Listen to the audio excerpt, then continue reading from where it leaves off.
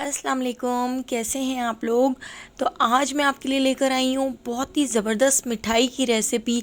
आज हम बनाएंगे दिल वाली बर्फ़ी, जो बहुत ही ज़बरदस्त बनती है। बड़ी बड़ी मिठाइयों की दुकान पर आपने ये दिल वाली बर्फ़ी तो ज़रूर खाई होगी। सिर्फ 3 चीज़ों से ये मज़ेदार सी बर्फ़ी बनाकर तैयार करेंगे जो मुंह में जाके घुल जाती है। तो चलिए चलते हैं इस मज़ेदार सी बर्फ़ी की रेसिपी की तरफ। तो मेजरमेंट के साथ ये दिल वाली बर्फ़ी आज हम बनाकर तैयार करेंगे। तो यहाँ पर मैंने 1 कप पिसी हुई चीनी ले ली है, आधा कप हमने घी ले लिया है और 1 कप हमने यहाँ पर मैदा ले लिया है।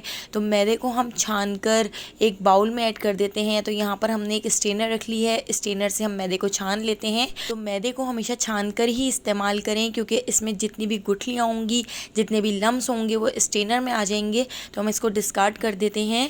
तो यहाँ पर हमारा मैदा बिल्कुल कर रेडी हो चुका है। अब हमने गैस पर एक कढ़ाई रख ली है। कढ़ाई के अंदर हम ऐड कर देते हैं आधा कप घी, और घी को हम थोड़ा सा गरम कर लेते हैं। यानी घी को हमने मीडियम टू लो फ्लेम पर 5 मिनट तक गरम करना है। अच्छा सा हमने घी को गरम कर लेना है। घी को गरम करने के बाद अब हम इसका जो फ्लेम है वो लो कर देंगे। अब हम इसमें सारा मैदा ऐड कर देते हैं। जो 1 कप मैदा था वो पूरा मैदा हम इसके अंदर ऐड कर देंगे, और लो फ्लेम पर हमने मैदे को अच्छी तरह से रोस्ट कर लेना है। हमें मैदे को इतना रोस्ट कर लेना है कि मैदे का कलर चेंज हो जाए और बहुत अच्छी सी खुशबू आने लगे। तो हमें लो फ्लेम पर मैदे को 20 से 25 मिनट तक रोस्ट करते जाना है। थोड़ी थोड़ी देर में हम इसका चमचा चलाते जाएंगे और इसको बिल्कुल लो फ्लेम पर रोस्ट करते जाएंगे। जब तक मैदा हमारा रोस्ट हो रहा है, हम इसमें ऐड कर देते हैं हाफ टी स्पून इलायची पाउडर। इलायची पाउडर की जगह आप वनीला एसेंस भी ऐड कर सकते हैं। तो फ्लेवर के लिए मैंने इलायची पाउडर इसमें ऐड किया है।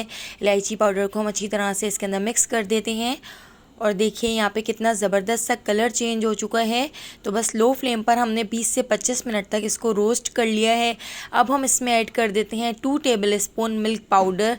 मिल्क पाउडर ऑप्शनल है, अगर आप ऐड नहीं करना चाहते तो आप इसको स्किप कर सकते हैं, लेकिन इससे बहुत ही अच्छा सा टेस्ट हो जाता है मिठाई का। तो मिल्क पाउडर 2 टेबल स्पून हमने इसमें ऐड कर दिया है। इसको भी हम अच्छी तरह से मिक्स कर लेते हैं जब तक हमारा मैदा रोस्ट हो रहा है। अगर आपको मेरी रेसिपी पसंद आ रही हो तो एक लाइक ज़रूर दे दीजिएगा, और अगर अभी तक आपने मेरे चैनल को सब्सक्राइब नहीं किया तो सब्सक्राइब भी ज़रूर कर दीजिए। तो देखिए यहाँ पे हमारा मैदा अच्छी तरह से रोस्ट हो चुका है। इसका कितना ज़बरदस्त सा कलर चेंज हो चुका है। तो बस अब इस स्टेज पर हम इस मैदे को बहुत ज़्यादा नहीं पकाएंगे, बहुत ज़्यादा ओवर कुक नहीं करेंगे, वरना इसका जो कलर है वो बहुत ज़्यादा डार्क हो जाएगा। तो बस अब हम गैस के फ्लेम को ऑफ़ करके इस पूरे मिक्सचर को एक बाउल में निकाल लेते हैं। तो यहाँ पर मैदे का मिक्सचर रेडी हो चुका है। अब मैं इसको थोड़ा सा ठंडा कर लेती हूँ। यानी मुझे इसको इतना ठंडा कर लेना है कि मेरी उंगली इसको बर्दाश्त कर सके, ना बहुत ज़्यादा गर्म और ना बहुत ज़्यादा ठंडा। तो आप देख सकते हैं जब मैंने इसके अंदर फिंगर डाली है तो मैं बर्दाश्त कर पा रही हूँ। तो इतना ही गर्म बस हमने इसको रखना है। तो बस हल्का सा ठंडा करने के बाद अब हम इसमें ऐड कर देते हैं चीनी। तो यहाँ पर मैंने 1 कप पिसी हुई चीनी ले ली थी, तो पूरी पिसी हुई चीनी मैं इसके अंदर ऐड कर देती हूँ। अगर आप कम मीठा खाना पसंद करते हैं तो आप 3/4 कप चीनी ले सकते हैं। मैंने यहाँ पर पूरी 1 कप चीनी ली है। तो जितना मैदा था उतनी ही चीनी हमने इसमें ऐड की है, और इसको बहुत अच्छी तरह से मिक्स कर लेते हैं। इतनी अच्छी तरह से मिक्स कर लेंगे कि चीनी, मैदा और सारी चीज़ें अच्छी तरह से यकजान हो जाएं। तो यहाँ पर हमने इस मिठाई को अच्छी तरह से मिक्स कर लिया है। अब हमने यहाँ पर एक ट्रे ले ली है। ट्रे को घी से अच्छी तरह से ग्रीस कर देते हैं। एक ब्रश की मदद से चारों तरफ से ट्रे को अच्छी तरह से घी से ग्रीस कर देंगे। तो अब हम अपनी पूरी मिठाई का मिक्सचर इस ट्रे के ऊपर डाल देते हैं। हमारा ये मिठाई का मिक्सचर अभी थोड़ा सा नीम गर्म है, तो बस नीम गर्म ही हमने इस ट्रे के ऊपर इस पूरे मिक्सचर को डाल देना है और इसको अच्छी तरह से सेट कर लेना है।